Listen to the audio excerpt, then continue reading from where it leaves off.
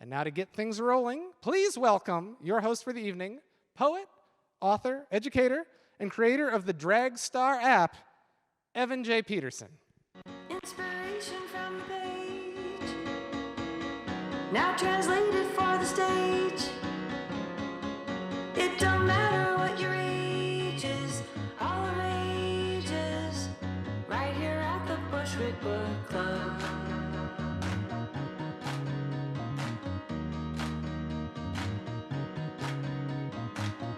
Inspiration from the page,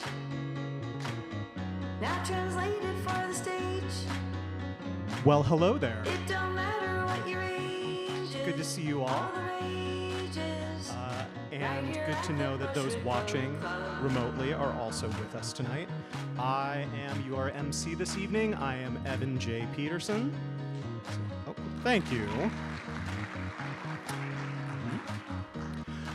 For those tuning in or present who would like a visual description, I am about 5.5 feet tall, white fellow with ginger blonde hair. I am wearing a shiny, shimmery, silver and gold Xanadu kind of roller disco jacket and some nice jeans. All right, that's me.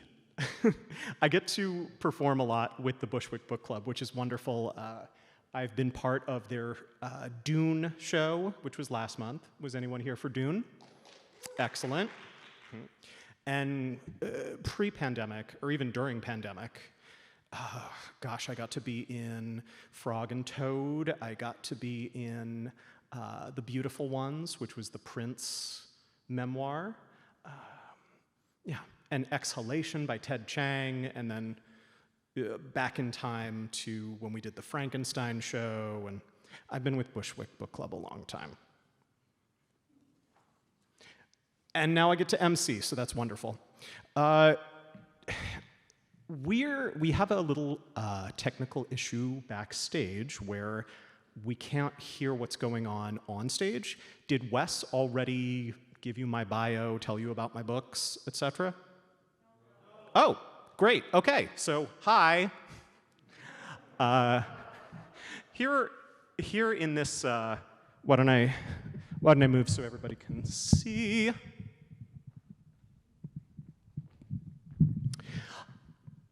Over in the right corner of the screen, we have my 3 most recent works, The Prep Diaries, which is a safer sex memoir about Truvada for prep and the socio-sexual revolution that's happened because of it. And then in the middle, my latest book, Meta Flesh, Poems in the Voices of the Monster, which is all poems and prose from the perspective of Frankenstein's creature.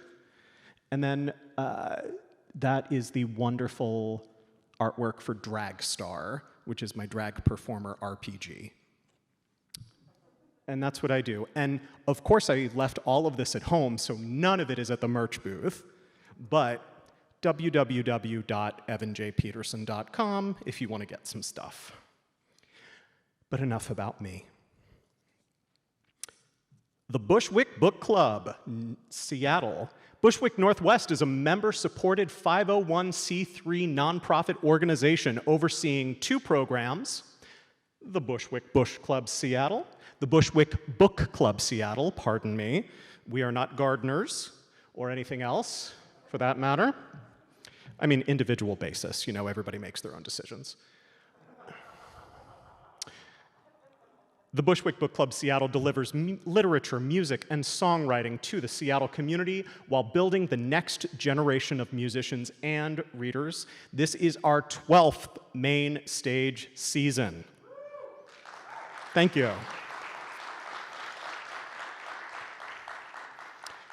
You can find us at thebushwickbookclubseattle.com. You can visit the merch table that I have just sort of promoted for more information and new items. Many of the authors and musicians have products for sale. So pick up a book, pick up some music, pick up a book about music. Links, etc., in the Ink Aloud digital program. Okay. Can be found at bit.ly/ there we go. Okay, thank you. So bit.ly/inc-pgm, as in program. And it should be readable if you have a smartphone and you want to hold that up to the screen and capture that program. Did you pick up a copy of the custom Ink Aloud crossword puzzle created by Amy Zoe? Okay, so if you said yes, awesome, I love Amy Zoe. And for those who are no's, you can get that at bit.ly/ink-crossword. That's easy to remember.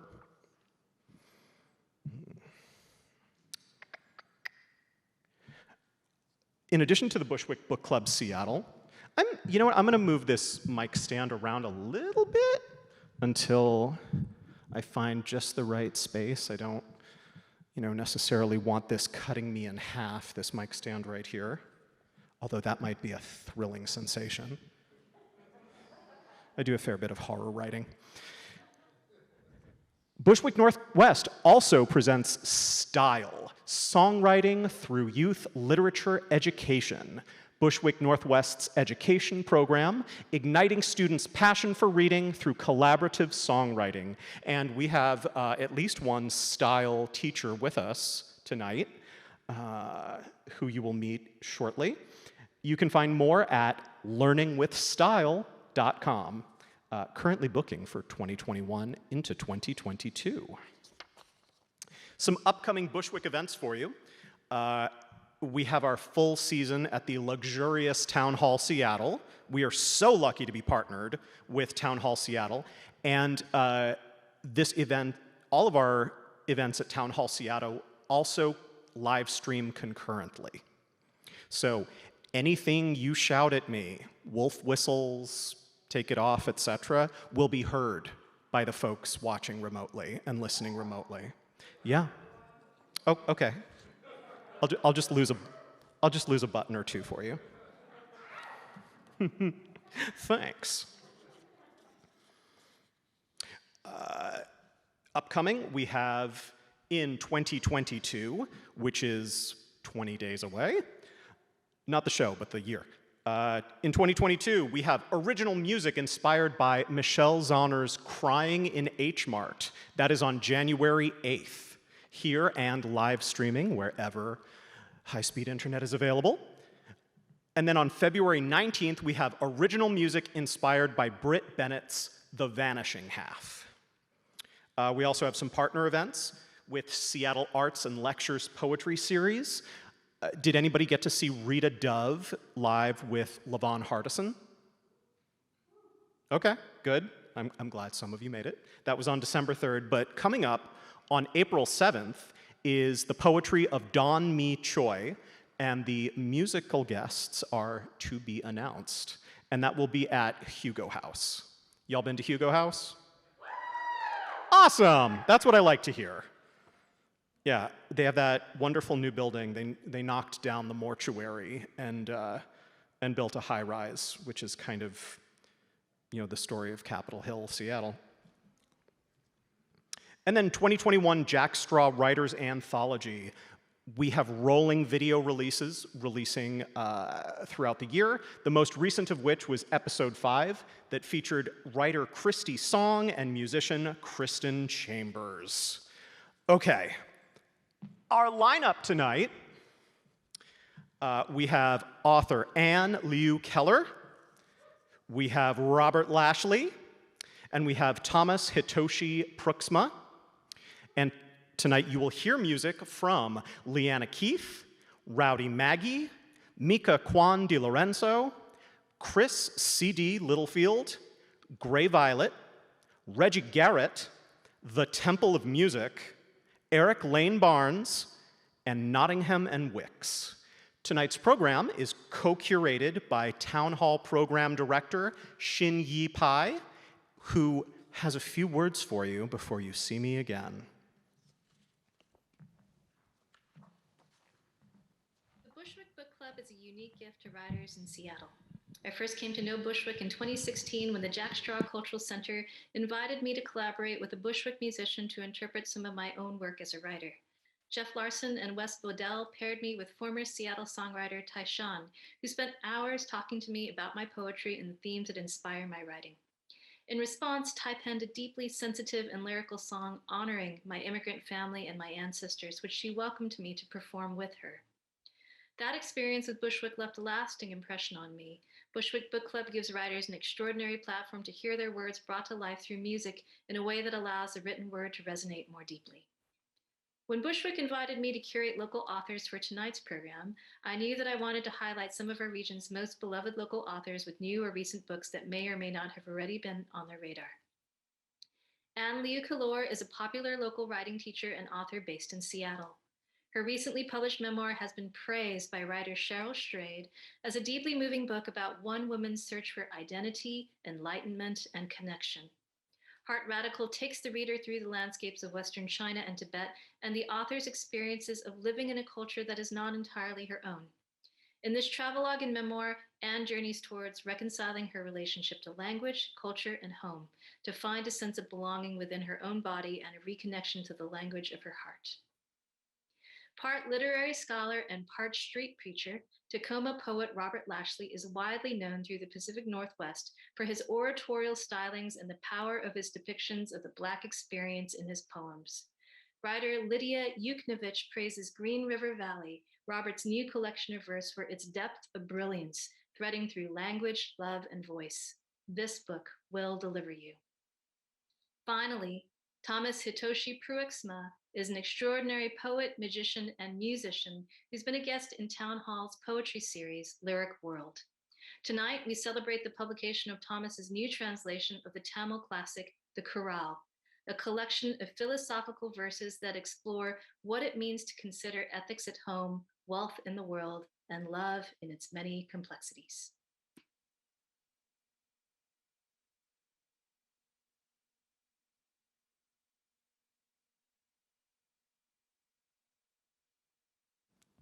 Thank you, Xin Yi. I sound really loud to myself. Am I as loud for you as I am for me right now? Great, thank you. It is not my first time at the proverbial rodeo. I can't give a much better intro than that, so without further ado, let's bring out Anne Liu Kellor, the author of Heart Radical, A Search for Language, Love, and Belonging. Please join me in welcoming Anne Liu Kellor.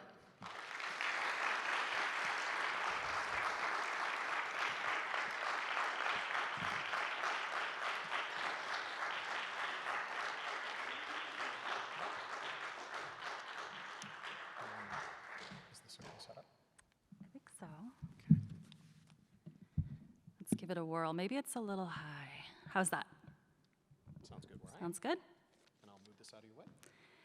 Okay, thank you so much. I will give a visual description of myself. 5'4", curvy, Asian American, mixed race woman with shoulder-length hair, green dress, black sweater, black boots. How's that? All right.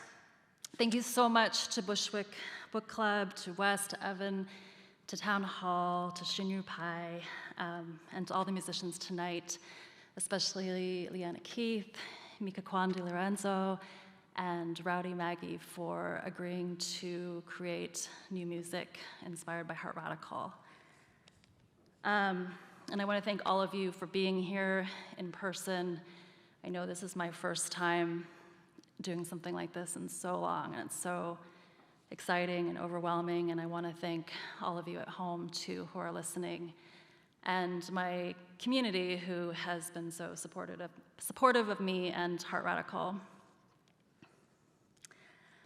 So thrilled to be here. It's such an honor to have my book chosen for this, and again, to be witnessed by community. I'm going to read the title piece from this memoir. It's called Searching for the Heart Radical. And it's one of the most lyrical chapters in the book. And it was also born in community. I wrote it while I was doing a Jack Straw residency many years ago, or at least the first version of it. It took me a long time to write this book, over 20 years from the seed of inception, knowing I had a book in me, to finally publishing it. So it's been a journey, and it also took me a long time to understand what the heart radical metaphor really meant to me, but I knew it was the title that I wanted for a long time, and I think by claiming that title, it forced me to keep pushing deeper into the layers of the book. And yeah, I mean, it takes a long time to write and publish, but I think sometimes there's so many variables. Some of those are interior things that you have to learn. Some are barriers in the publishing industry, and sometimes you just have to go through another cycle of life to get to the point where it's the time to release something. So I'm so happy to finally have the chance to share this with the world.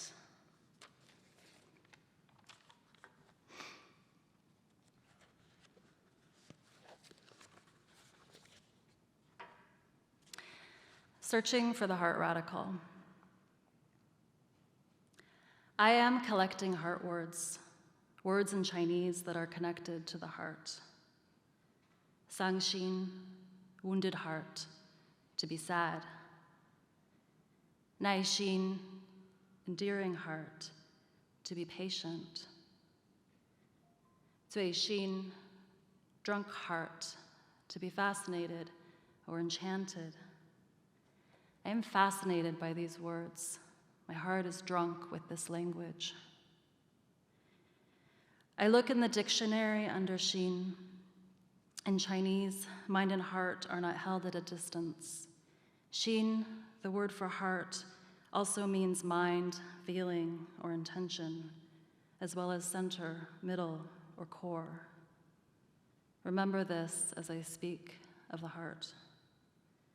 Xin Cao, heart tide, a surge of emotion. Xin Bing, heart ill, to be anxious or worry. Xin Shu, heart empty, false, or weak, to feel guilty. Empty like the loss you feel when you do not follow what you know. False like the shame you feel when you do not speak your mind. Or weak like the hot surge of regret when you hide yourself from yourself. When I walked away from love, inside I knew, my heart knew it was bruised with sorrow. Sangxin, wounded heart. I worked through each day, pushed babies in strollers and sang them sad songs, bided time until I could lie down in the shadows, return to the darkness, be with the pain, breathe deeply, and rub slowly in circles. If you do not give yourself love, then who will? If you cannot soothe your own wounds, then who will? The heart is a muscle. If you do not stretch and breathe into its tendons and suddenly find your core pushed, pulled, or strained, you will wake tender and sore. I'm not speaking in abstractions. I mean a burn in your chest, a burn you press and massage gently with the palm of your hand to acknowledge. Shaoxin, small heart, to be careful. Kaixin, open heart, to be happy. Xin Shui, heart blood, painstaking effort. What is the blood of the heart? Can we afford to give it away? Must we feel pain before opening? 4 strokes of a brush form the shape of a heart. In Chinese, heart is a word that you can join with other words to make new words. But sometimes the heart is hidden deeper. Sometimes the heart is a radical, the part of a character that hints at its root meaning. Water radical, hand radical, knife radical, heart radical. I don't know which radical is present until I can see the character, examine each component, search for the meaning inside. Once upon a time, the heart radical lived inside I, the word for love. But now they've simplified. A committee changed the characters, and the heart radical is missing. In the middle of the character, instead of the 4 curved strokes of the heart, there is only a single straight line. For now, both versions still live in my dictionary. The older one follows the new, shadowed between parentheses, like an afterthought or a reminder. Thank you.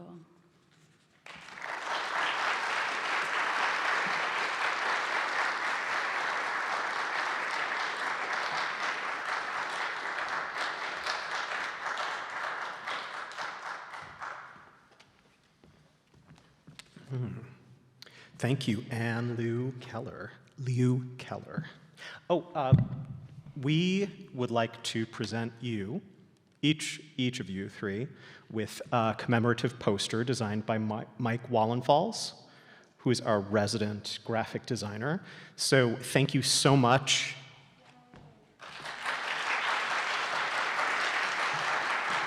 Thank you so much for joining us tonight and sharing your beautiful work with us. I myself am not fluent in any other language than English, even my ancestral ones, but I do know a little bit of Yiddish from my bubby. Now, of course, what we do at Bushwick Book Club is to hire and pay for their time and commission musicians to write new work inspired by literature. So it's wonderful to have a bunch of living writers with us. You know, there's that whole idea that people only really catch on after they're dead, and I think we should leave that in the 20th century. You know, I think that's a very September 10th kind of idea. So bringing us forward, I think it is very important to celebrate our authors, our musicians, all of our artists who are with us now. On that note, I would like to introduce to you Leanna Keith. Leanna is a first-time performer with the Bushwick Book Club, a freelance flautist, artist, improviser, and composer. Leanna Keith, she, they, delights in creating sound experiences that make audiences laugh, cry, and say, "I didn't know the flute could do that." Her performance artworks focus on cultural connection and breaking of audience-performer boundaries. So yes, you are in the splash zone. She is dedicated to playing music by composers who are still living and advocates for the usage of music as social activism. Her 2021 release, which she composed, performed, recorded, and mixed, is Tarot Album. Leanna is a professor of the flute at Cornish College of the Arts, and she will be returning to perform with another artist next month when we feature our show of music inspired by crying at H Mart. All right, I'm going to stop talking and leave it up to you, Leanna. Thank you so much for being here.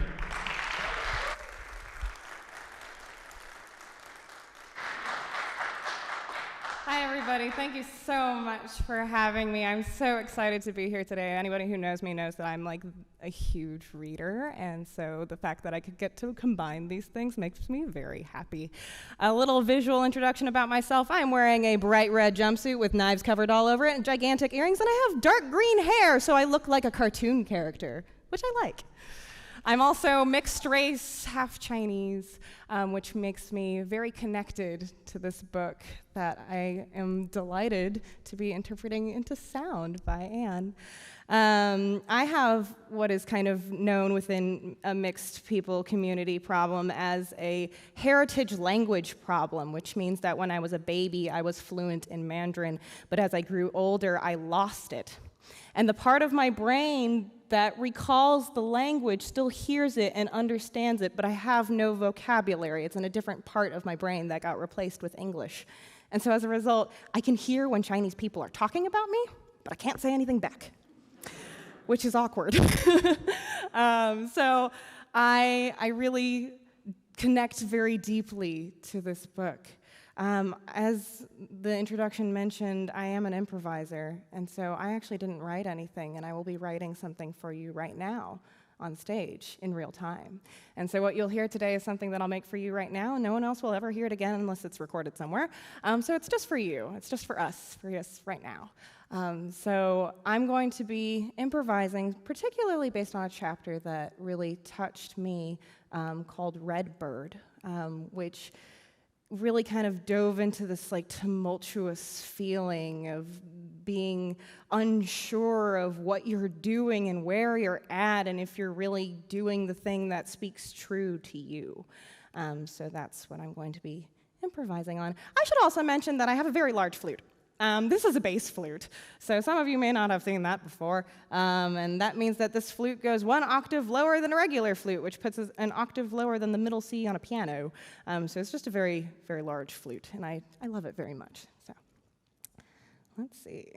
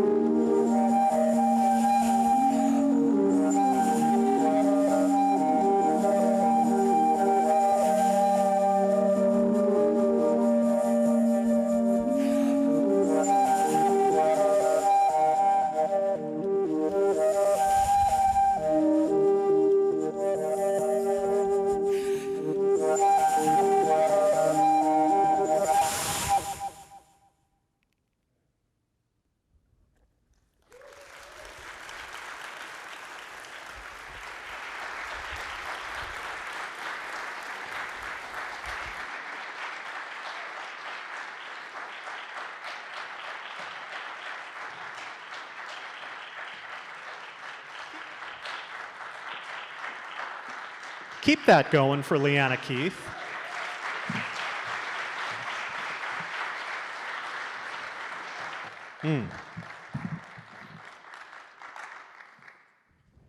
Beautiful way to start the evening. Next up, Rowdy Maggie.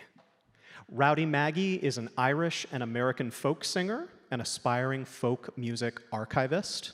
Her favorite performances are in dimly lit pubs, singing songs late at night that make people think and drink and sing and dance.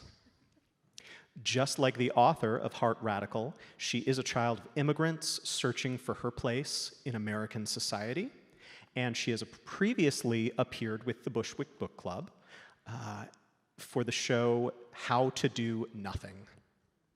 Do you remember the author of How to Do Nothing off the top of your head? Jenny Odell. Thank you. You're welcome. Rowdy Maggie.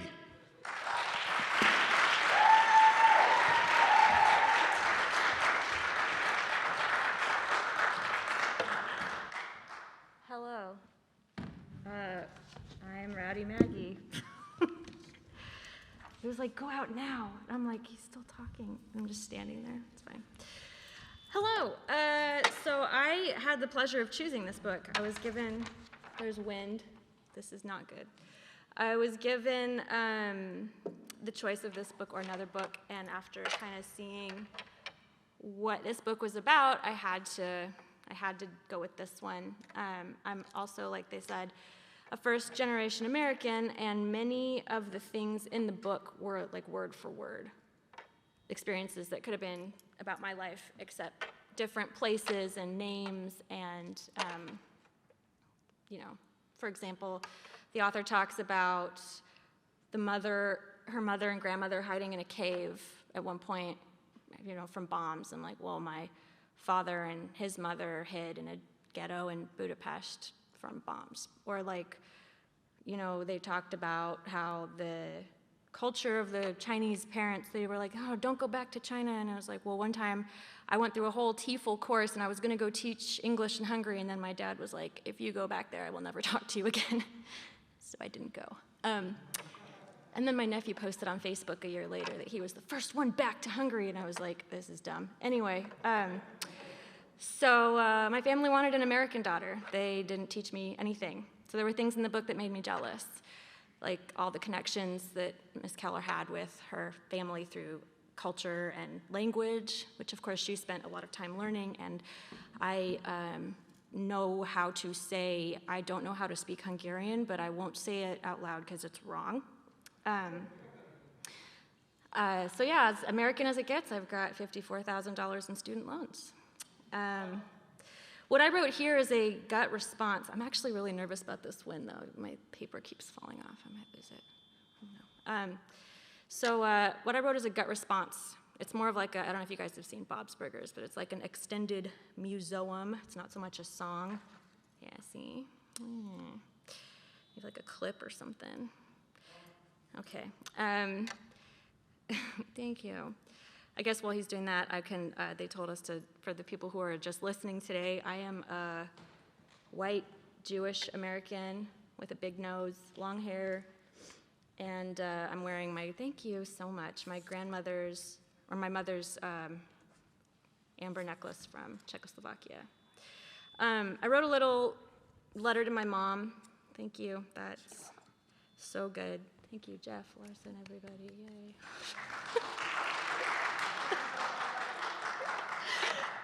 Hero. So this is just a letter to my mom. She's actually here today, and she's going to hear it for the first time. So that's kind of, that's why I'm shaking, because it's weird. We actually had that conversation with Ms. Kellor via email, where it was like, it's really hard to talk about your family. You either go all Everclear and write an entire album about your dad, or you don't do it at all. So anyway, here we go. My mother, who came here in the 60s, right after the Prague Spring. She's in the audience, and I'm going to sing a song to her. Here we go. Actually, I'm going to take off this amber necklace because it keeps hitting my guitar. And then I'm going to sing the song. Dear Mom, I have have some stuff to talk to you about, Mom. Excuse me while I lay bare thoughts and spout the things I've always wondered, like why is the only word I know in your native language fart, which sounds like a fart. Prd. And Mom, I know you wanted an American daughter, well, here I am. But there's things that don't make sense. Our culture always decoration and afterthought. The thing that keeps me different from my peers.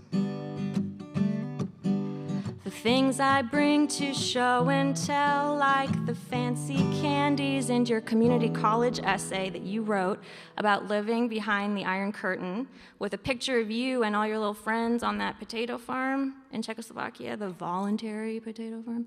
You know, I never read that essay. Sorry. Dear Mom, there was a time I sat in my home, my RV, during COVID, just upset. No running water, no place to park, no Ethernet. The fir trees coming in from all sides, and yet I thought about your dad. Wasn't he a fiddle playing Roma? Wouldn't this RV with this amazing modern foam mattress and a space heater and just enough room to play an instrument or two be a dream for him? And then I realized my ancestors' blood runs through my veins. They would only give love, they're not ashamed. Dear Mom,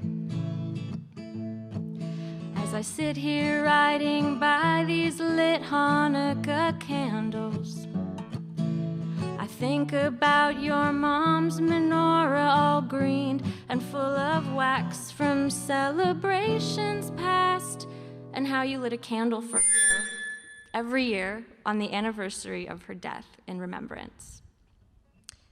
And once you lit a candle to save me from that disturbed spirit, Mom. I know I told you I do not want kids, and to be honest, that hasn't changed much. Kids are always wet and sticky and loud. But don't I owe it to my ancestors who survived literal Nazis to continue on our bloodline of survivors? What do you think, dear Mom?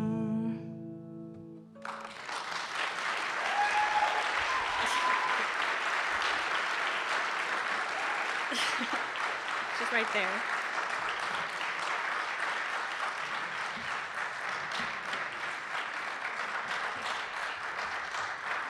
Thank you for that.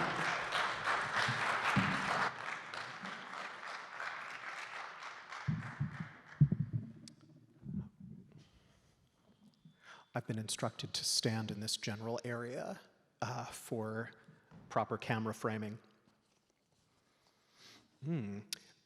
Next, we have another first-timer joining us, Mika Kwan Di Lorenzo is the associate principal cellist of the Seattle Symphony. Clap for that.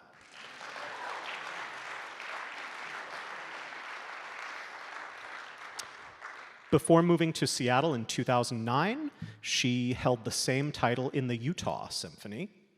Outside of symphony life, Mika enjoys performing throughout the country as an avid chamber musician. In the summertime, she has participated in the Aspen, Ravinia, Sun Valley Summer Symphony, and Oregon Bach festivals. Mika lives in Broadview with her husband, the Grammy-nominated, Emmy Award-winning composer of tonight's work and trumpet soloist, Anthony Di Lorenzo.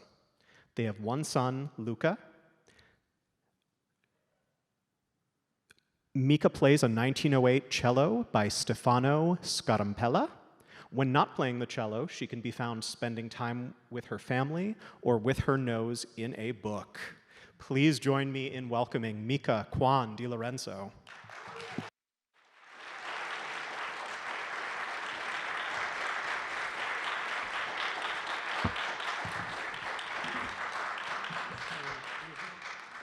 Let's see.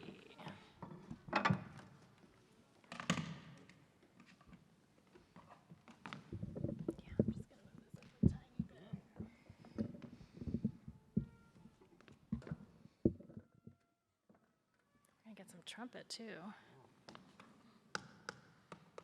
Okay. Should I talk into this one or this one? Okay, great. Thank you so much for that introduction. Before I play tonight's piece for you, I just wanted to tell you a little bit about how it came to be. I neither compose nor improvise, and so I thought, oh no, I'm the wrong person. But you know, I live with my husband, and he's a composer, and I harassed him into writing me a piece. And even though we've been married for a long, long time, we rarely get to collaborate, actually. So we both decided to go out of our comfort zone. So thank you so much for this opportunity, Anne. I told him a few things about Anne's book, and he really ran with a scene and a theme. And the scene was something that Anne described so wonderfully vividly, which was Buto dance, which is, I think, was described as the anti-ballet, which I just loved. And Tony and I went down the YouTube rabbit hole, and if you ever get a chance to watch it, it is really incredible, and it's all improvised. And so if I do my job properly, it will seem like I'm improvising even though I'm not. And the theme was exploration. This piece is called Reflections of an Explorer. It explores racial identity and belonging, travel. And so you'll hear me sometimes try to imitate an erhu, and sometimes you'll hear me trying to play an Irish jig as a nod to my half Chinese, half Irish heritage. It's about 6.5 minutes. I hope you enjoy it.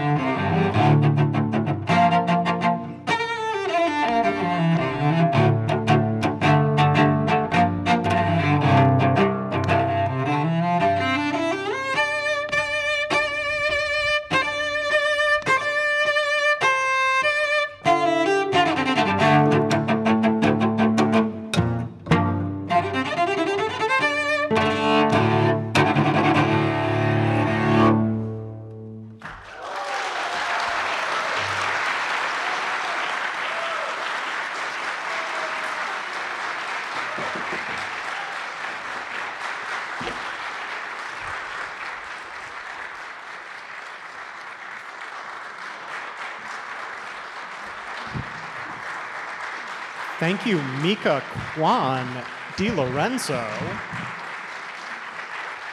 Ugh. Act 1 is complete, but it is not intermission yet. We have lots more juicy goodness to get through, but real quick, I would like to say a few thank yous. Thank you to Dave Campbell on front of house sound.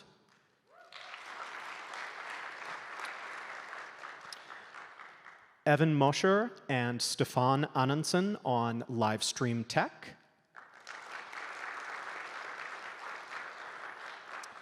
Michael Wallenfels for our show poster design.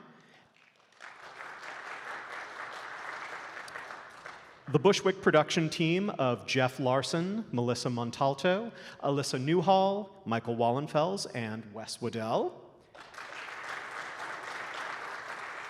And Town Hall Program Director Shin Yi Pai, House Manager Adele Clifton, and Claire, Dylan, James, Callie, and Sean. Thank you all for making this happen.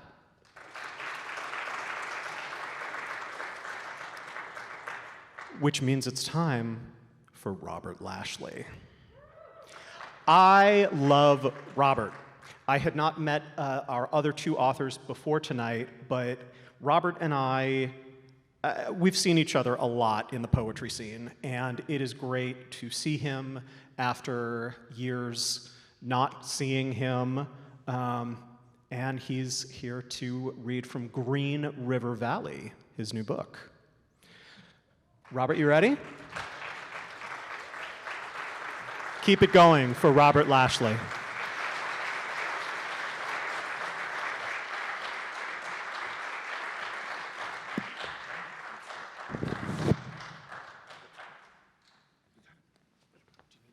I'm good, brother. Hi, y'all. Just want to say thank you for being here. I just want to thank CD, Reggie, and Gray for what I'm about to hear. I was going to do a scorcher, but I'm just first of all, I am a curvy, well-dressed old homeboy.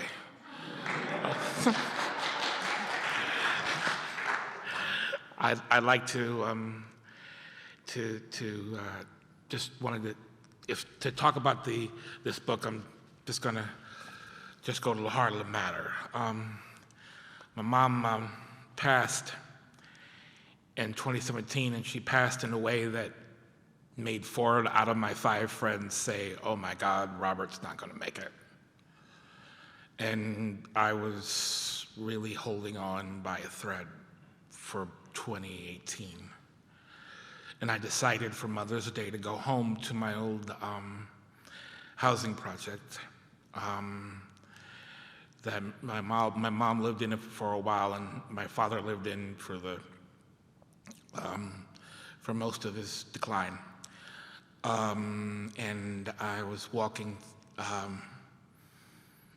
and on the whole housing project, there is a museum, like a little small, place, the open air memorial for the people in the neighborhood who have died young, had the streets take them, or had the streets take them earlier than life should have. And I was walking, and I was just seeing everything, and the mixture of a gentrifying, a changing city, and I was seeing some things that I recognized, and people skipping rope and jumping rope, and then going into the street of my old neighborhood, and just seeing the housing projects that they were 4 condos. And they were 4 condos that sold at $500,000 apiece. And so I'm just sitting there trying to process, and one of the condo owners interrupts me when I'm sitting there to pray and cry and say, "Yo, cuz." "What?" "What's that you claim, cuz?" "Whatever, Drake." "Well, this is not the time." And I kind of look at each other, stare at each other. I'm a little agitated, and then I turn, and a few minutes later, a preppy kid looks like he about to go get a Pilsner or something in the new Tacoma bars. He asked me if you know, if you like to party. And I'm like to party? Like to party? Oh my God. My old neighborhood has become a gentrified theme park, and people are still, and oh my God, people are still asking me the same shit that they asked me when I was 11. So I wrote this poem and I wrote this book about that. And I wrote this poem, and it's called Hillside Terrace Memorial Commencement Poem. The double Dutch crew runs in the late day. They kick it and take off briskly. They elude the potholes of the changing same block, rebuilt as an Amazon trap. They fly past upturned lands. They fly as the soil is flexed from the hill where the adults left are men, the men left are boys, and the children were already dead before the new buildings got sited. They fly past the block's starless air. They fly as men set trip and fall, but below shadows of stone crosses. Below the road is a mirage of the riverbank with gilded scars and ill-cast buckets, ritual stones that pave all progeny.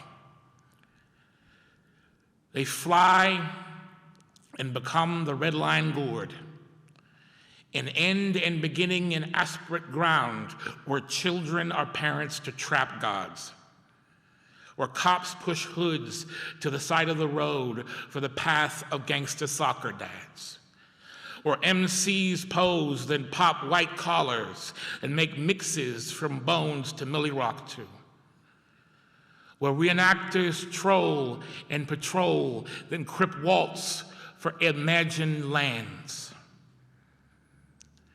They rise over the set trip meridian, riding over skyscrapers and shelters false and gone, circling trains, treaties, and generations of blood calls.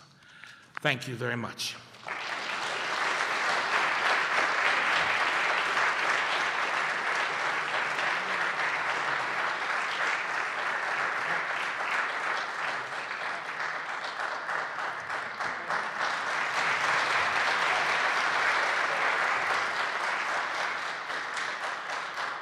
Thank you, Robert.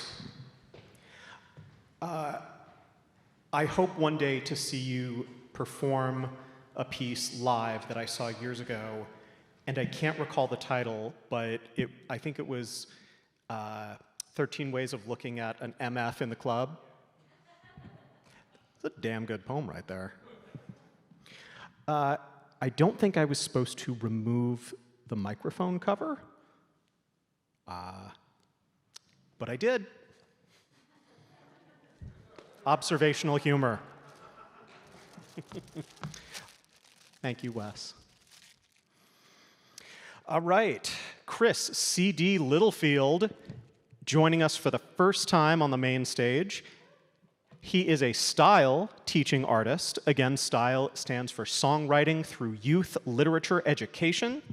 He resides in Seattle with wife Veronique and their daughters Giselle and Marielle. Chris has been a fixture in the Seattle music community as a professional trumpet player, band leader, composer, producer, and teacher for over 30 years. Clap for that.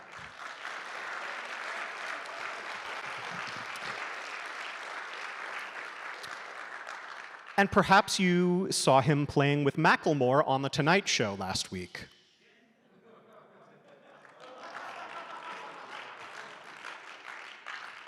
Dude, it was in your bio. All right. On that note, C.D. Littlefield. Is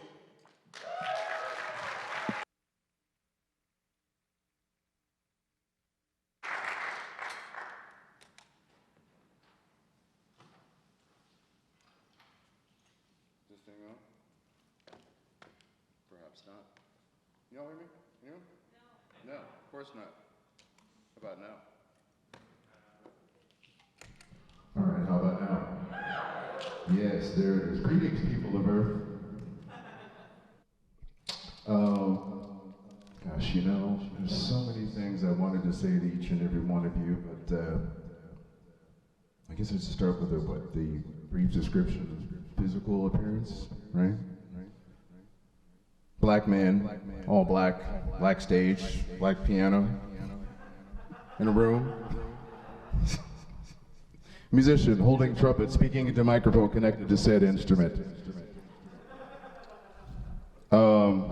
Yeah, all those things. So like, yeah, I'm a musician, I'm a trumpet player, I've been around a while, play with a lot of folks. I'm very fortunate, I'm very blessed, wonderful family, good career.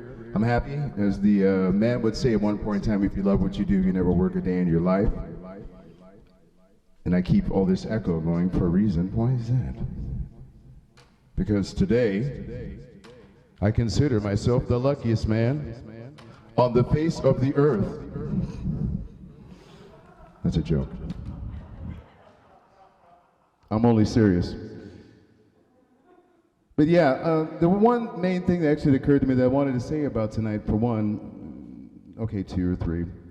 Gosh, you know, there are times, you know, in my career where, you know, I've been performing and, you know, there's just really fortunate opportunities to go on stage and do something wonderful and creative. And then you get stuck in the lineup behind all these other people that go before you. It's like, man, why do I have to go up after them? That was, what can I add to this evening's entertainment that can, you know, compete with that? You know, you don't like to be in those kind of positions, but you're honored. It's good to be in those kind of positions, right? As an artist, it's challenging and it's inspiring. Which brings me to my next point, inspiration and the creative process, right? For this particular piece, you know, I didn't know what to start with. I mean, it's a blank slate, right? Everybody, we all, as creative people, we have something, you know, we got, oh, I gotta write this piece, or I wanna write this piece, or, you know, oh, I got a commission, or a deadline, or all this kind of stuff. And it's like, what am I gonna start with? Well, shoot, let me just read the book, you know? And so I started going along, and then it started to hit me, you know, the creative process. And everybody has one, and it's different for everybody, you know, and it's like, as the man said, it's like many means necessary. However you get there, it's just so long as you get there is what matters, what you come up with. And this also speaks to the notion I tell a lot of my students, is that, you know what, personality and style go a long way. People come to see you, or they buy your works or listen to what you do because of what you do and how you do it, right? And so I started cluing in on that within the book that I was reading of Robert. Fantastic piece of work, by the way. And not only just because of, you know, certain themes are reoccurring, but I started to notice certain things about his style that seemed to stick out to me, you know, and it's the thing that everybody, all of our favorite artists have anyway. I mean, you know, for me, Miles Davis, you know, I could listen to that guy and it's like, I wouldn't even, if I'd never heard the song before or something like that, you know, within 4 bars, I know that's Miles. It's a style thing, right? So there's stuff that started to, you know, stand out to me through in this process, and it's like, that's what the little kernel was. That's a little breadcrumb trail that took me down the path, and so I started putting some together. So as a composer and a producer, writer, creative individual, I started building this track, you know, with a random framework of ideas. And, you know, I just kind of let the whole thing pull me together, and it was really, really cool. And so, I mean, I enjoy the process. I mean, you guys may not think it's cool. I mean, whatever. It's art. Beauty's in the eye of the beholder, you know? Anyway, so I'm, you know, going to run it up the flagpole and see if everybody salutes. But, so what I decided to do with this, as I was putting this thing together, I was like, okay, well, how am I going to tie this in with what he's doing? I've never actually written anything to somebody else's, you know, literary works. It's like, got an idea. So I went through a lot of these phrases that caught my eye and got my attention through the book, and I decided, you know what, I'm going to put that in the song somehow, some way. And so I've been, you know, marking and highlighting and looking at a bunch of stuff, and thank God, you know, I had to actually kind of cut myself off at some point and say, like, oh, I'm not going to get all this stuff in this tune, man. I'm going to have to make the tune a lot longer. But I had to give myself a little bit of framework and stop at some point. But anyway, so what I did, I took a lot of these phrases, I vocoded them, which is basically some sort of weird technical vocal effect, and put them all in this track that I built, and then I'm going to play some things, notes and stuff with my gear and my little spaceship over here. And we'll see what happens. All right, hope you enjoy.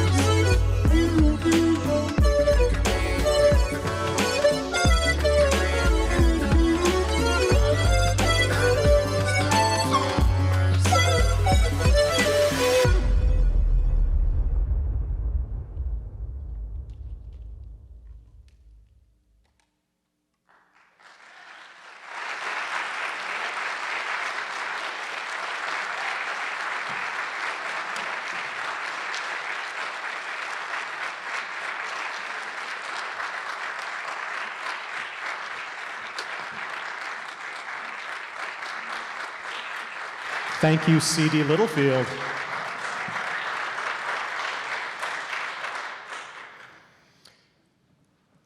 Our next performer joins us via video feed.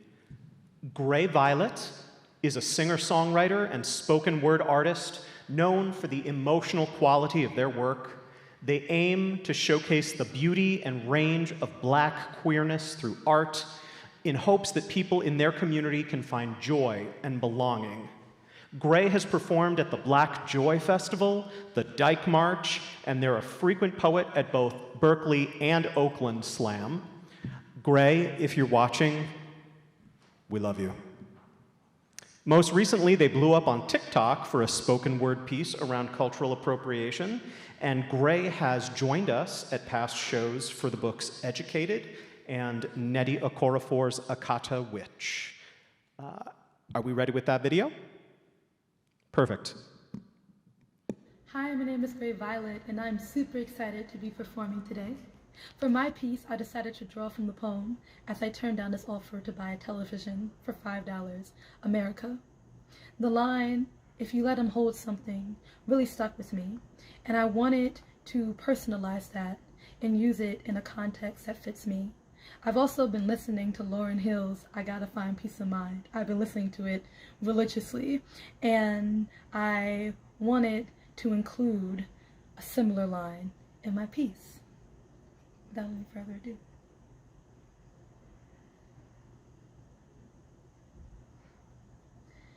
If you let me hold something, I'll make something of myself sometime.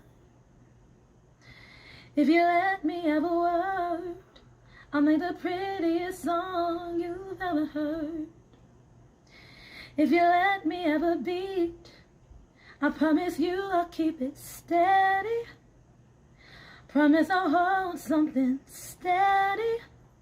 Sometime, maybe not this time. Doesn't mean I haven't tried. But when I see myself reflected in the distant refrains of a Say My Name, in colored chalk at the latest art walk, and feel the pitying stares as someone gives a walking death sentence, no amount of performative pretense can give me peace. Like I can speak until my throat cracks dry, but until you try to see me as human, I will be forever mute. I can go up on every stage, but unless you give me the permission to own my rage, my face may never age, but my body has already decayed. But if you let me hold something, I can try to thrive. If you feed me crumbs, how will I ever survive? If you let me hold something of substance, something of truth, I promise you, I can come through. If you let me paint the town red with the remnants of a dirty suit, with the golden glimpses of untapped potential, I promise you I will go crazy. And maybe the lack of inhibition will inspire future generations to be free. Because I don't know what to say to the youth that asks me what to do. I don't know how to tell them the truth, that it doesn't get better. Then when you make a song, they'll only hear what the beat lands on. The lyrics will be forever ignored, in a store of incompetence and lack of care. And you can lay your heart bare, but they'll still dig out whatever is left there until you are empty. But if you let me hold something, I will try to get by. If you let me hold something, I will break that ceiling and bask in the Seattle sky. No matter how overcast and gray it may be, I promise you I will find a way out. You have to believe me. If you let me hold something, that something is peace. Give me peace of mind. I gotta find peace of mind. I'm looking for peace of mind. I gotta find peace of mind. Ooh, ooh. Peace of mind, like Lauryn Hill's hip-hop folk. Like sunshine and coal mines where you find the tiniest diamond of hope. Like tea and promises of what could be. If you let me hold a tiny bit of bliss, I promise I will deepen it into the softest kiss. Wrapped in a hug of black girl smiles, I promise you it'll be worth your while. I promise you I will no longer be a bitch. I promise you I will make it right with the folks I fucked over. Before I got older and realized that all shades of brown have the ability to drown in their own self-hate. So we must collaborate if we ever want to see better days. I promise you I'll let go of the haze that is self-inhibition. I promise you I'll lean into my own intuition. Make melanated premonitions that sound like renditions of killing me softly. And maybe this is too good to be true. But if you let me hold something, whatever I make, whatever breaks through, will be the best thing, will be something to hold on to. Just let me hold something. Won't you let me hold something? Oh, won't you let me hold something? If you let me hold something.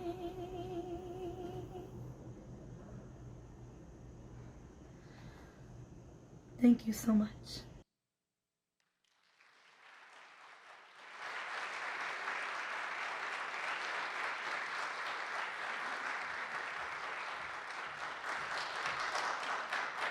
Thank you, Gray Violet.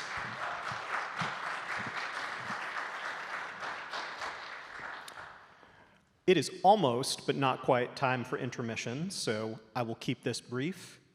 A man who needs no introduction, but here's one nonetheless. Reggie Garrett is a fixture in the Seattle songwriting scene and a fixture of the Bushwick stage. He has composed original music inspired by more than 24 books, including Hitchhiker's Guide to the Galaxy, Parable of the Sower, Persepolis, and Slaughterhouse-Five. Reggie, you ready? Or do you need a minute? Not quite yet. Okay, I will fill time. So, who has read at least one of these books tonight? Okay, I see hands, I hear clapping. Who has read at least 2 of these books? Okay. Has anyone read all 3 of these books tonight? Yeah, can't win them all. Not yet. That is the perfect answer. Perfect. Not yet. You can signal me when you're ready. I think I'm ready. All right. Reggie Garrett, ladies and gentlemen.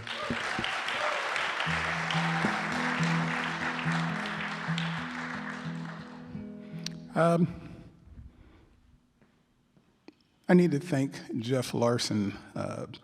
I got a grant to do a CD, and I decided I wanted to do a lot of songs that I've been writing lately dealing with the Black experience, a lot mine, my family, but also historical figures or people who should be historical figures who might not be that widely known. Anyway, this opportunity came up and Jeff thought about me, sent me the book. I said yes. As I read through the book, I read through the whole thing, marking it up, trying to come up with ideas and phrases, things that I could use, looking for a particular poem or 2 that I might be able to concentrate on, like tag and use as my anchor. But as I went through the thing, what I noticed, what I kept noticing, were all of the variety of situations that Mr. Lashley wrote about, but more than that, the variety of people, like the breadth and scope of all the different characters that he came across and made reference to. And it started to seem to me like he was just this, I don't know, entity wandering through the neighborhood, just gathering souls and inviting them in, this big welcoming tent, like, come on in, everybody's welcome. Yeah, this might be poetry, but you all belong. And I thought about that and came up with this idea of the bus driver driving through the neighborhood, through the community, and everybody's welcome to get on board and take a ride. And I just kind of ran with that. This is called Down on the Corner.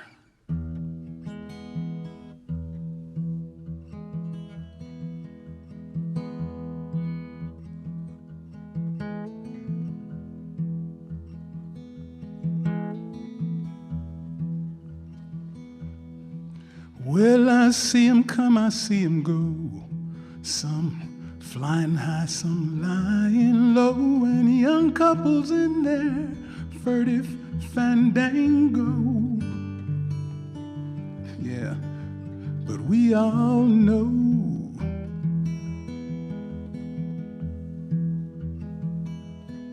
his needle is hidden out of sight.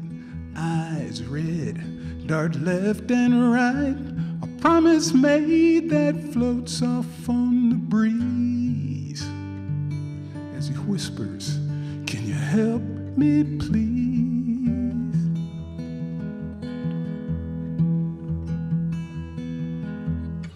Down on the corner, praise flies by outside, streaks up through the morning sky.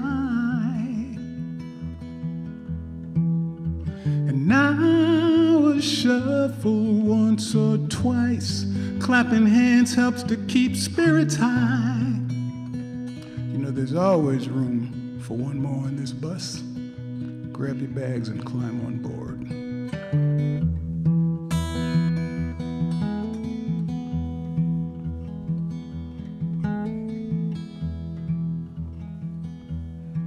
Well, nation time can't come today. The boss won't let me get away, and I gotta hustle, don't wanna miss my ride.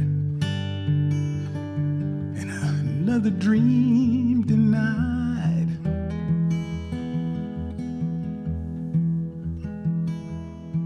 And those slick-haired boys nowhere in sight.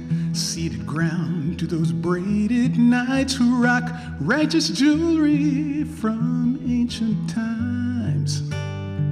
Oh yeah, and revolutionary rhymes. Meanwhile, down on the corner, praise flies by outside, streaks up through the morning sky. And now a shuffle 3 and 4. Now I lay me down in this abandoned doorway. Well, there's always room for one more on this bus. Hey, get up off the ground, grab your blanket, climb on board.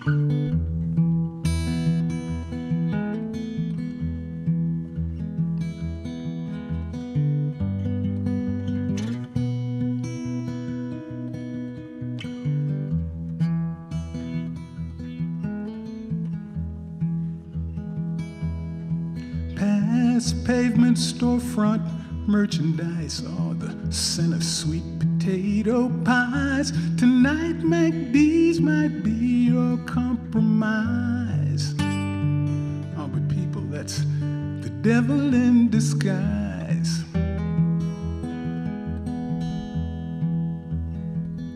And all those young wise men in the streets today, the prophets of politics, well, they inveigh against the common wisdom held from yesterday. Well, that's their morality play. And still, down on the corner, praise flies by outside, streaks up through the morning sky. Now a scuffle 5 and 6. Neighborhood children hurl stones and sticks. Well, there's always room for one more on this bus. Hey, little bit, pick up your hurt pride and climb on board.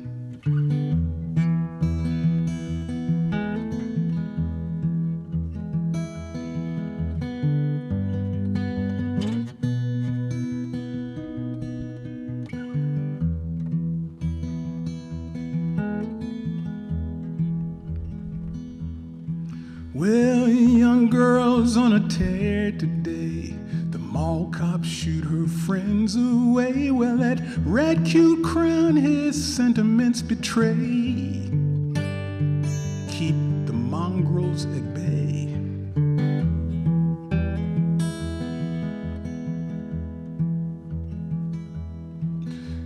palaces of learning hide their treasures from the hungry tide. Let ignorance be our apartheid. When all access denied, but now and forever. Down on the corner, praise flies by outside, streaks up through the morning sky. And now a scuffle, 7 and 8 barbarians crowd around the gates. Well, there is always room for one more on this bus. Y'all make some room back there. Hey, young blood, don't sweat the fools. Grab your books and climb on board.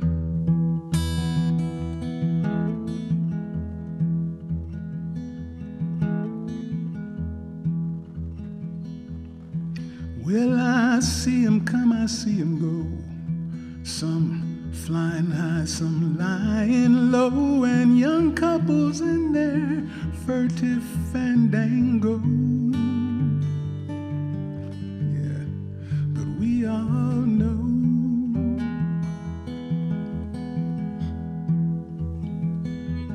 we all know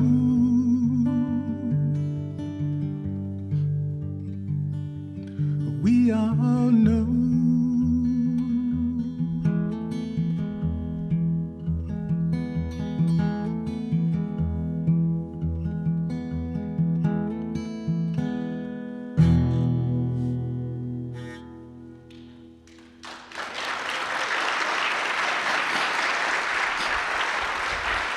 Thanks a lot, y'all.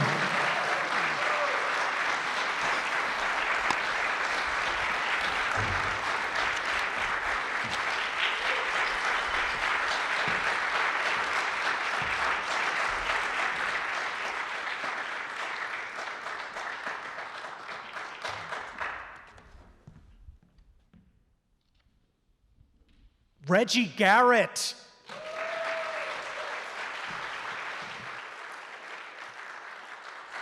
And on that always beautiful note, it's time for intermission. That's a good question. 10 minutes.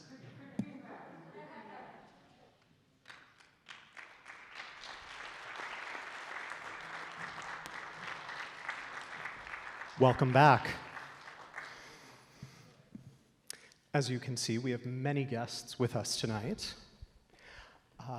But before we hear the music, we would love to bring up author Thomas Hitoshi Pruiksma, author of The Kural.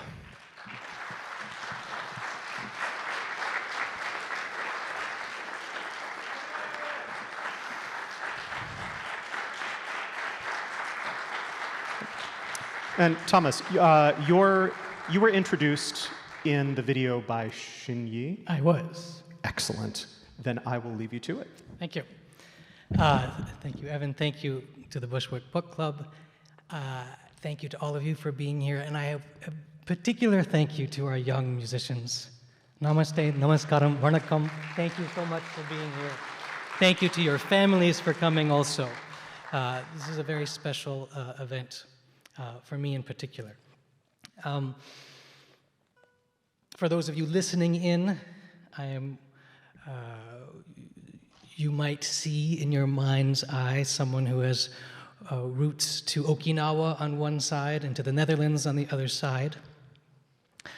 You would see somebody wearing a rust-colored khadi shirt, which comes from South India, where I lived for a number of years, studying Tamil, the extraordinary living classical language of South India. And it's really been an extraordinary honor for me and a harrowing challenge to translate the Kural, Thiruvalluvar's Thirukural, into English. This masterpiece on ethics, power, and love, composed in Tamil, has been revered by Tamil speakers for more than 15 centuries, has inspired luminaries and leaders such as Albert Schweitzer and Mahatma Gandhi. And it seems particularly fitting that this translation, which comes out on January 11th, is appearing in public for the very first time tonight. And tonight, in an event which celebrates both books and music. Books and music have in common the capacity to move us. And the poet of the Kural, the great Thiruvalluvar, understood compassion to be the capacity of our eyes to be moved, to flow, to imagine the joys and sorrows of other people, to be able to see the world through others' eyes. In the first verse of Thiruvalluvar's chapter on compassion, he connects compassion to the very existence of our world. He says, "The astonishing beauty of eyes that are moved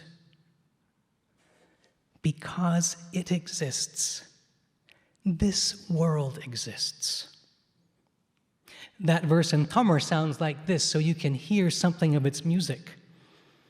Kannottum ennum kaliperum karigai unmayan undivulagam. I'll do that again, because we get to hear this, and for people who have never heard Tamil, I think it is something extraordinary to listen to. Kannottum ennum kaliperum karigai unmayan undivulage. The astonishing beauty of eyes that are moved because it exists. This world exists. When we're moved by a poem, when we're moved by a song or a story or a book, we participate in what keeps the world alive. Which is why Thiruvalluvar places such great importance not only on our eyes, but on our ears. In the first verse of his chapter on listening, Thiruvalluvar says that what we can receive through our ears is the highest form of wealth. Riches of the ear, riches among riches, highest of all other riches. Selvatul selvam sevichalvam, achalvam chalvatulellam talai.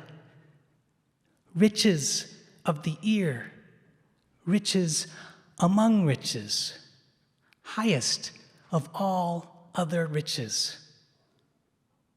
I'm so glad to be here listening. Thank you.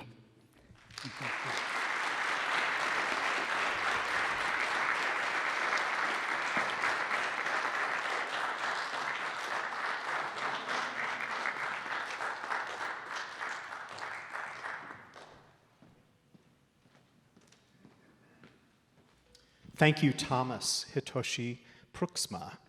I must apologize, my ignorance is on display. Not only did I mispronounce the title of the book, which I'll try again. Is it the Kural? Pretty close, okay. But I also misattributed authorship, I think.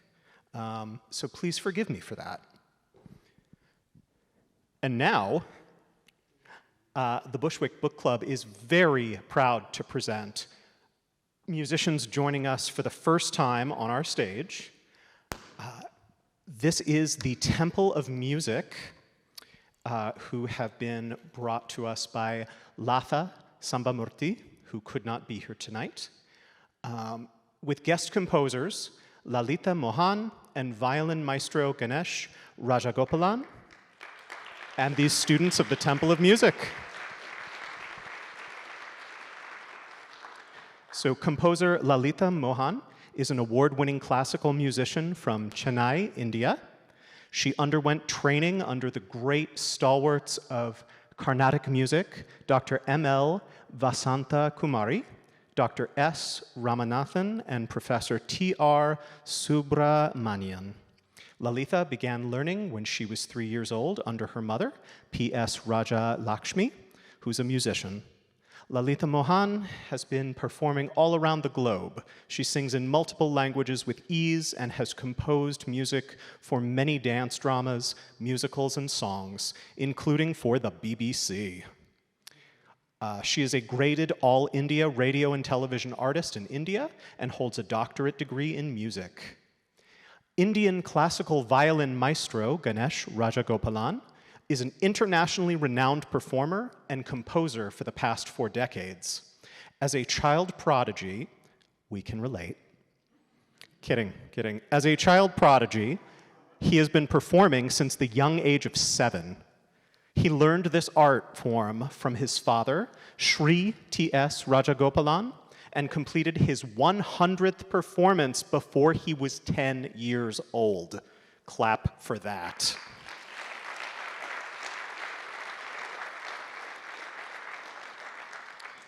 He is a founder and a guru of Temple of Music, where he trains youth around the world.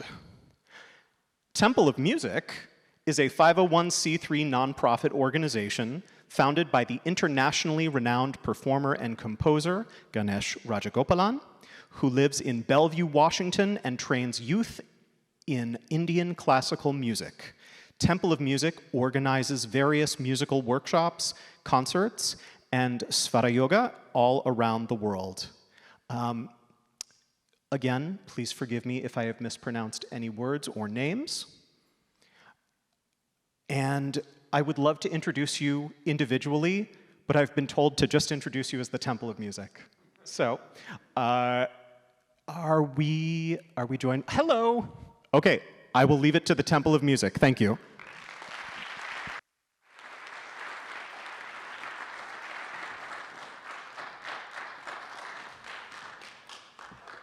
Thank you, Evan, and good evening to all. Welcome to Kural evening. And you all heard from Thomas Hitoshi about the Kural itself. So I'm going to give a little intro about the Temple of Music and the person who made this happen, Lata Sambamurthy as well. So first of all, I want to say we all are honored to be part of this evening, bringing in harmony literary and performing arts. Thank you to the great author, Thomas Hitoshi, for translating this great work into English and bringing Kural from Tamil Nadu, India, all the way to Seattle here. A round of applause for that.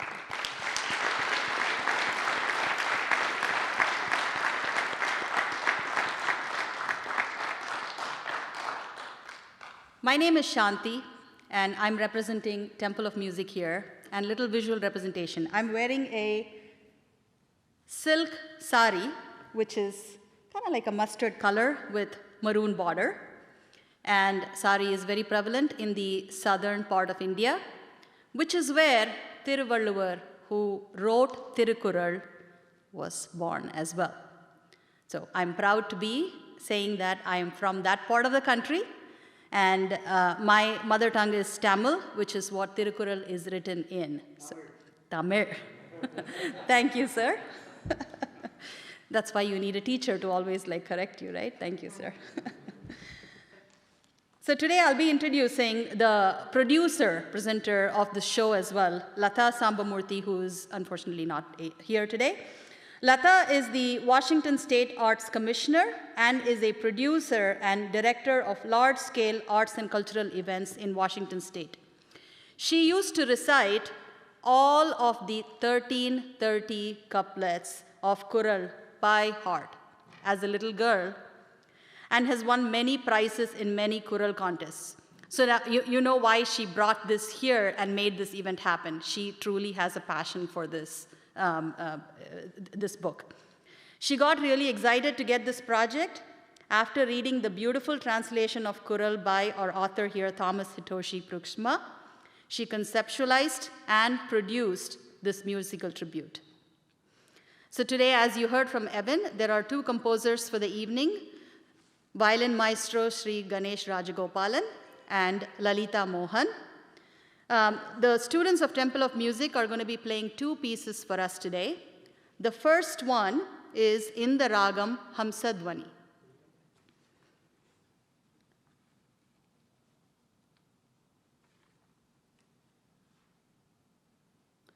Hamsadvani piece is a collection of 6 Kurals from chapter, as we call it, Adhikaram, 4 from Aran Valiyuruttal, also known as Virtues, segment and this is set to Ragam Hamsadvani. Temple of Music is going to be playing that piece for us tonight, and enjoy.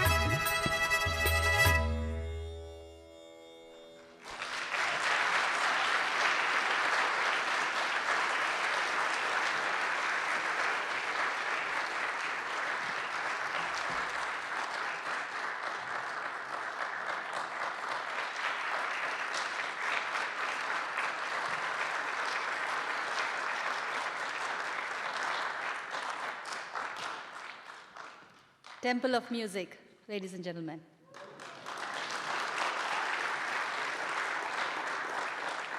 We have students, children, kids here from elementary to high school, and it is about 9:46. And the energy we saw there,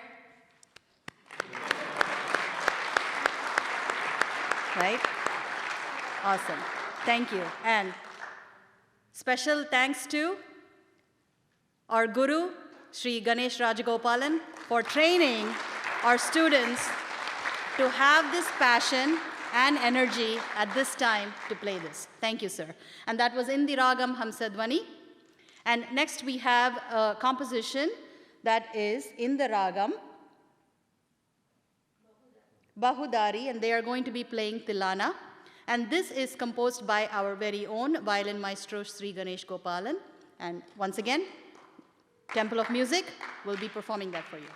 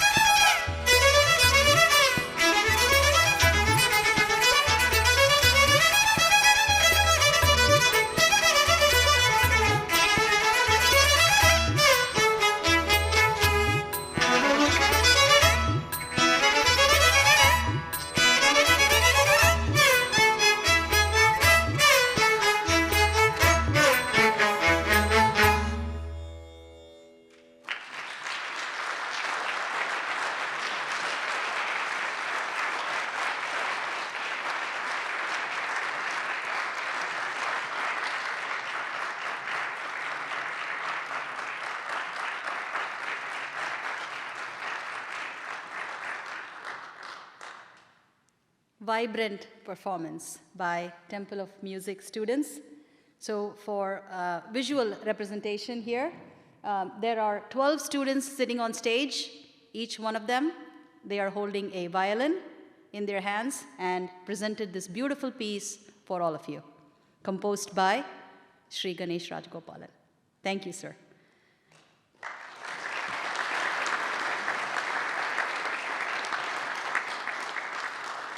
So now I would like to invite violin maestro Sri Ganesh Rajagopalan, one of the composers, onto stage here, please, to say a few words. And along with Ganesh, sir, I would also like to invite Wes Wedall, who worked very closely with Lata to make this evening happen. Please.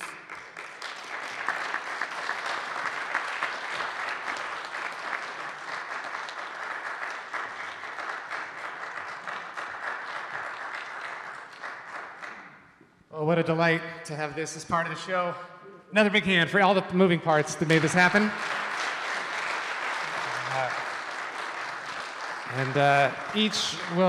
Each of you get a certificate proving that this happened. In 5 days, when Town Hall makes the YouTube public, you can prove it again. And Violin Maestro, you get one too. Oh, thank you. Yes. If you have anything you'd like to... Thank you, everyone, for being here. Thank you, Thomas, and all the authors. Thank you, Bushwick Book Club, for doing this event and getting all the children here and do this performance. What a wonderful occasion for us to be here performing. And that's because of Thomas for doing this translation. As Shanti said, I also come from Tamil Nadu. And I speak Tamil, that's my mother tongue. And I actually lived few minutes away from the temple, which is built in honor of Thiruvalluvar. There's a very big temple in Mylapore that I used to visit as a young kid, and we learned the Tirukural in school as part of our syllabus. And to be talking about him, the great saint and philosopher, here in Seattle is unbelievable for me. Thank you, Thomas, for doing this. And I was so astonished by the way that he was saying Tamil, because the Ra is the most beautiful letter in the language, and he was able to say the words so proficiently. Even a lot of Tamil people who speak Tamil, these days, they all say Tamil, not Tamil. So it was so very surprising and astonishing, awesome. I like to thank Thomas for doing that. And through Temple of Music, this is the youth ensemble of Temple of Music, and we do a lot of concerts and all that. We did a fundraising event for artists from India last year, and we raised some money, and we were able to help a lot of these artists because of who suffered because of the pandemic. And thank you, Seattle, for doing that. Thank you. And we are in the process of collaborating with Western music classical composer, and also doing a collaborative effort with him. And for that, we are doing some more concerts. We have lined up many concerts in January so that we could do that in 2022 with help from up there and help from you all. So thank you for inviting me. Thank you, Lata, for doing this, for producing this wonderful event. Thank you, Wes, for coordinating the whole thing. Thank you, everyone. Good night.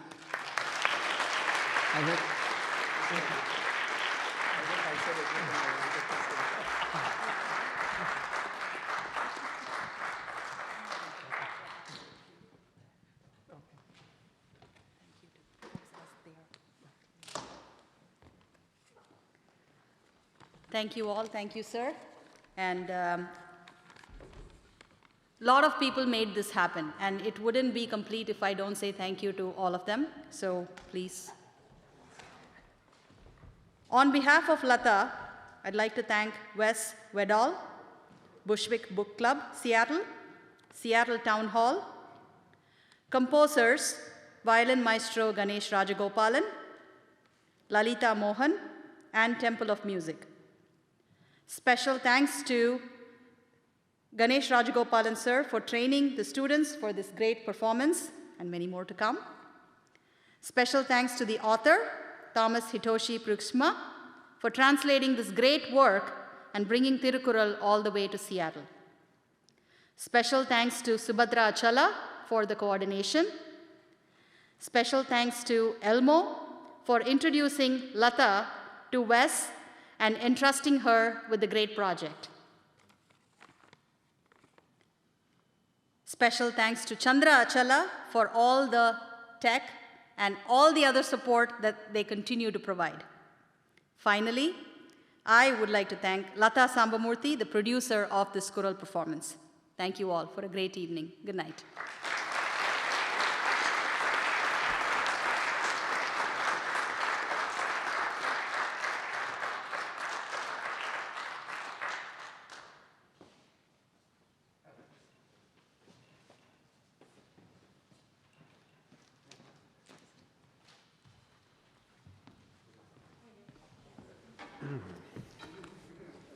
The Temple of Music. As a poet, I'm a little surprised that I had not previously heard of the Kural, but I'm excited to read it. Poetry and music are food for the soul, and if your soul is not filled right now after seeing these folks perform, then I don't want to know what your soul eats. Because for me, that was like Thanksgiving, Hanukkah, and Deepavali all at the same time. It was wonderful. So thank you again.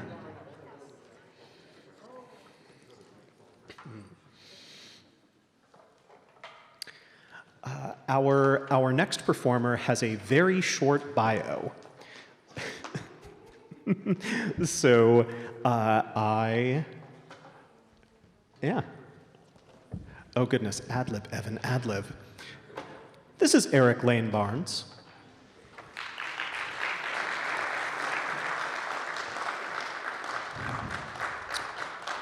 Eric is a Seattle writer, composer, director, teacher, and performer who loves books and fringy theater. He has performed with the Bushwick Book Club in the past at shows which include The Shining, A People's History of the United States, Brokeback Mountain, and the Old Testament. We good? I think we're good, yeah. All right. Take it away, Eric. Thank you. I had been introduced to Thomas, the translator of the Kural, over email, and I asked him if I could set some of the actual words to music, and he graciously said yes. And I figured that would be a much better approach than me writing my thoughts about them. And this, and correct me if I'm wrong, Thomas, but I believe I heard you say that part of the thought is that we exist because of compassion. That the world exists, reality exists because of compassion. I've been a Buddhist for over 30 years, and it's been a long process of letting go of everything that gets in the way of compassion. And so this really seemed to fit for me. Reading through the verses of the Kural reminded me of the Lojong teachings by Atisha, who is a 12th century Tibetan Buddhist monk and teacher. And so what I've done, and these to me, the slogans of the Lojong teachings, just as the couplets that I saw in the Kural, to me, they are to be ingested and mused upon and kept in the mind and kept in the mouth and kept in the ear.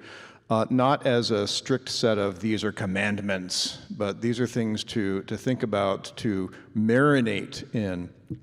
And I found that oftentimes setting things to music is a good way for that to happen. So we have 3 slides. There are 3 different numbers that I have set to music. The first one is number 30. Those who let go embody grace. They show compassion to all. I'm going to sing that, and then you're going to sing it with me. Those who let go embody grace. They show compassion to all. Your turn.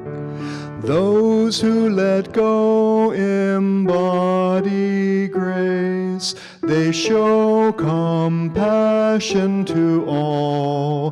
Now what's going to happen is that we're going to be split into 3 parts, and you're each going to sing a part. So I would much rather hear you sin boldly than not sin at all. So let's sing that again. Ready, and those who let go embody grace. They show compassion to all. For good measure, one more time. Those who let go embody grace. They show compassion to all. Good. Let's go to the next slide. This can be for lower voices. This is number 221. Giving to those with nothing is giving. All else expects a return. Giving to those with nothing is giving. All else expects a return. Try that. Giving to those with nothing is giving. All else expects a return. Once again. Giving to those with nothing is giving. All else expects a return. Now let's just do those 2. I'm going to split you just kind of like this. So you folks do number 1, you folks do number 2. And here's number 1 again. Actually, let's all sing number 1, and then we'll split. Those who let go, ready, and those who let go embody grace. They show compassion to all. You guys continue with that, and giving to those with nothing is giving. All else expects a return. You're a chorus. I love it. Now there's a third. There's a third. This is number 472. For those who stand firm in knowledge and possibility, no deed is undoable. 2, 3, and for those who stand firm in knowledge and possibility, no deed is undoable. Try it again. For those who stand firm in knowledge and possibility, no deed is undoable. You got some folks doing that? I can always sing this one on top, and you can do the first 2.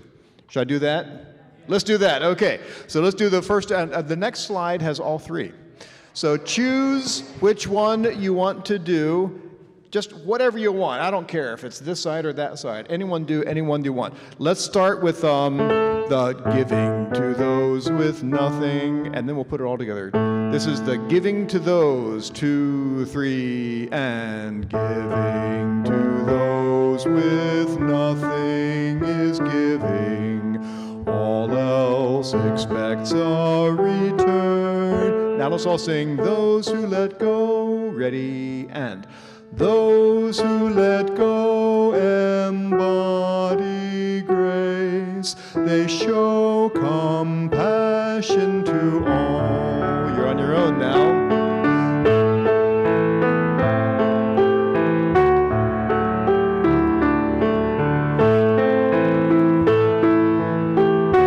Keep going.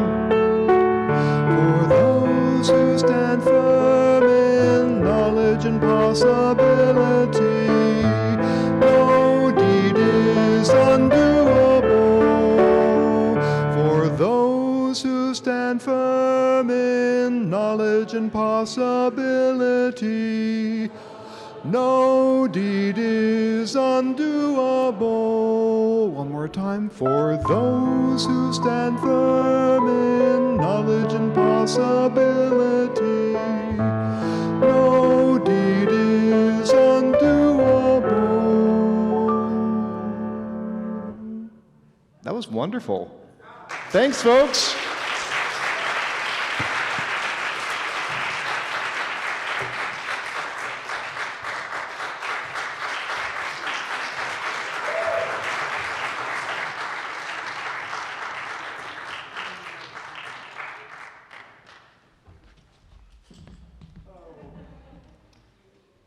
Oh, thank you, Eric. You know, I did not think that a Buddhist was going to take me to church on a Saturday night, and, you know, let alone a fella like us. Sparkly. Goodness gracious.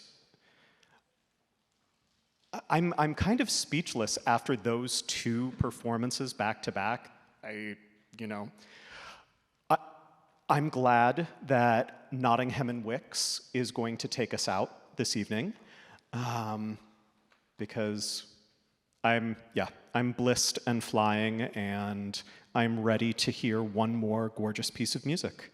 So, Nottingham and Wicks, Ken Nottingham and Carrie Wicks have been collaborating on songwriting since 2008. Their first tune became the title track of Carrie's first jazz CD, I'll Get Around to It. Since then, for the Bushwick Book Club, they've co-written 17 songs, many of which can be found on Carrie's CDs from Origin OA2 Records. She's been nominated 3 times for the Earshot Jazz Vocalist of the Year Award. Clap for that.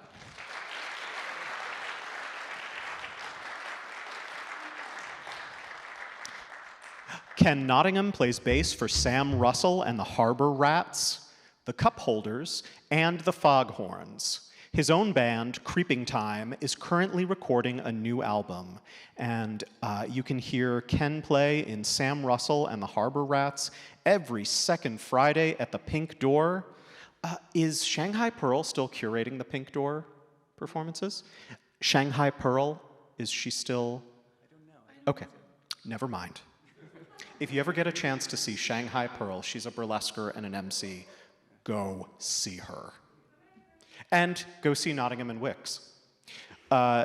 They've previously performed with Bushwick for Subduction, Educated, The Wind-Up Bird Chronicles, A Tribute to Walt Whitman, The Little Prince, The Handmaid's Tale, and a dozen more. All right, take it away, Nottingham and Wicks. Thank you for joining us. Good evening. We are grateful to be here this evening with you all in person. This is kind of fabulous. I think it's my one gig of the year or two. And we were just trying to figure out how to describe ourselves in the green room. And what did we come up with? It was middle-aged Caucasian mutts.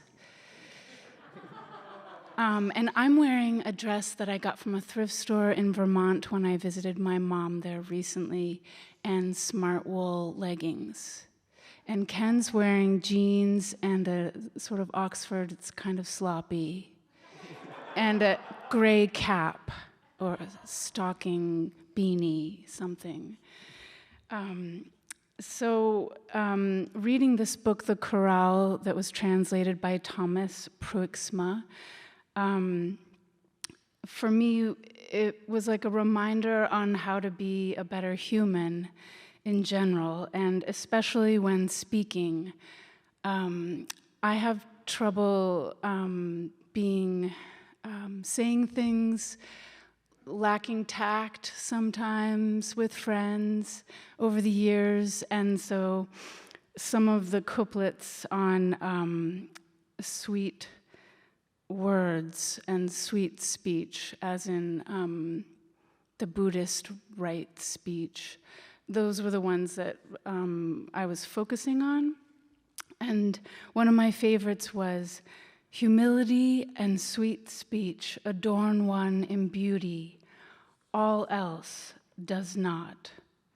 And then another favorite one was, when one attains sweetness and order in words, the world rushes to listen. And then we just had a bunch of our favorite couplets, and Ken, we kind of put them, sort of mashed them together, and Ken made some things rhyme. And we have this song, and I'm going to try to remember to tell you the title of this song, because usually I forget to do that at these events. And so the title of our song is We Among Mortals, a meditation on D. Dorian. Did you want to say anything else? Sure. Oh. What I liked about this book, usually I'm a kind of a voracious reader and I just plow through books. But this one, I read them really fast. But this book, I could not read fast. This is a book you kind of have to live with. And I don't know, it made me slow down in my reading a little bit, which was really, really nice. And I was like reading maybe a page or two or three a day and just like focusing and kind of meditating on each thing. And it was a really, really nice way to read. So I really liked the book in that way. I've never really read anything quite like this. It's very amazing. So we would highly recommend that everyone get a copy of this book and give it a good read at some point. But not a quick read, a slow read.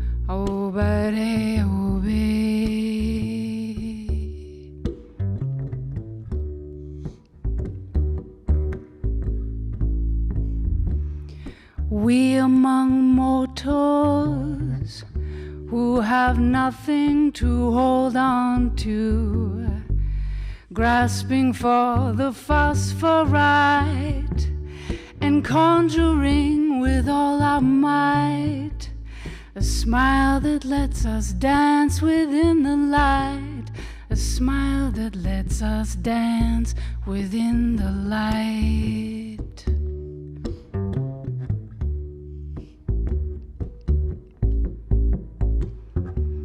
Drop into the unknowing that somehow bears the truth showing, which transfigures and liberates, where peace and warmth reverberate, spinning carefree in the void, spinning carefree in the void.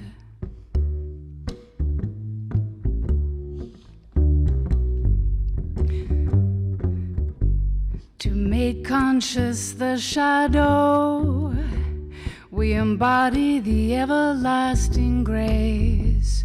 To disengage from the darkness, its pure essence we must ultimately embrace.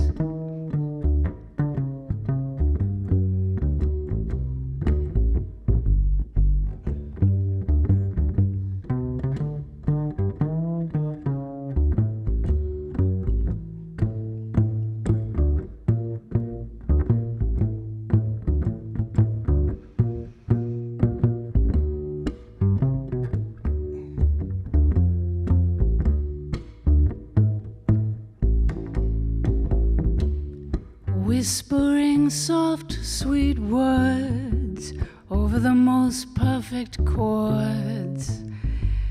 Goodness grows with every breath as we revel in whatever's left, remembering blessings of the past, remembering blessings of the past.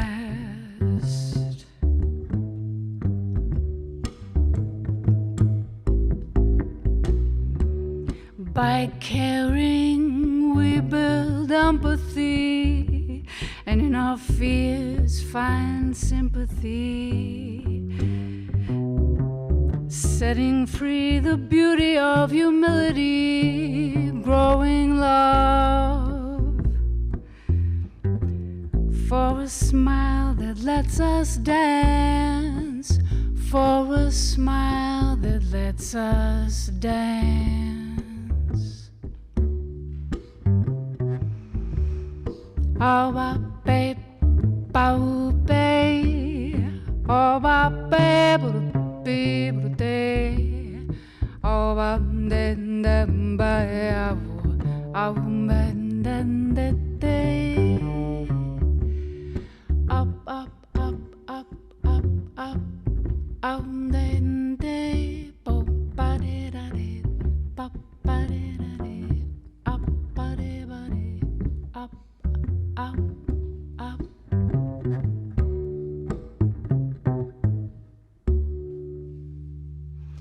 Ken Nottingham.